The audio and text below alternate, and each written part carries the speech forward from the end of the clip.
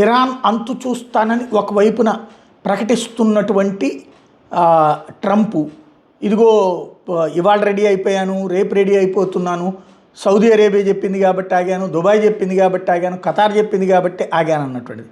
అదే సందర్భంలో ఇరాన్ వాళ్ళు అంటే ఏఐని వాడుతున్నాడు. దీంతో ఇరాన్ వాళ్ళు కూడా ఏఐని వాడి ఒక క్లిప్ తయారు చేశారన్నమాట. ట్రంప్ కనుక ఓవర్ యాక్షన్ చేస్తే ఏం చేస్తాం అన్నటువంటి కోణాన్ని ప్రొజెక్ట్ చేస్తూ మీకు మేము సినిమా చూపెడతాం అన్నటువంటి కోణం ప్రొజెక్ట్ చేసుకొచ్చారు. ఏఐతో ఇప్పుడు యుద్ధాలు చేసేస్తున్నారు.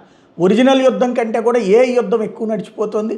ట్రంప్కి ఇదిగో నీ సెన్సెక్స్లు పగిలిపోతాయి, పడిపోతాయి, అట్లాగే ఆయిల్ కోసం ఎతుక్కు సావాల్సిన పరిస్థితి వస్తుంది అన్నటువంటి కోణంతో వీళ్ళు వీడియోలు తీసి ఏఐతో తయారు చేసినటువంటి పిక్చర్స్ని ఇరాన్ వాళ్ళు కూడా వదులుతున్నారు. ఓవరాల్గా అయితే దాడి చేసే ధైర్యం అమెరికాకి చాలటం లేదు. ఎందుకంటే అమెరికాకి నష్టంగా, అమెరికాకి 4 పోతాయి, వాళ్ళు ప్రిపేర్డ్గానే ఉంటారు. కాకపోతే గల్ఫ్ దేశాలు నాశనం అయితే, గల్ఫ్ దేశాల ఆయిల్ క్షేత్రాలు ఇరాన్ నాశనం చేస్తుంది. అప్పుడు ప్రపంచ సంక్షోభం వస్తుంది. ఇప్పటికే ప్రపంచం అమెరికాని తిడుతోంది, రేపు పొద్దున కొట్టినా కొడతారనమాట.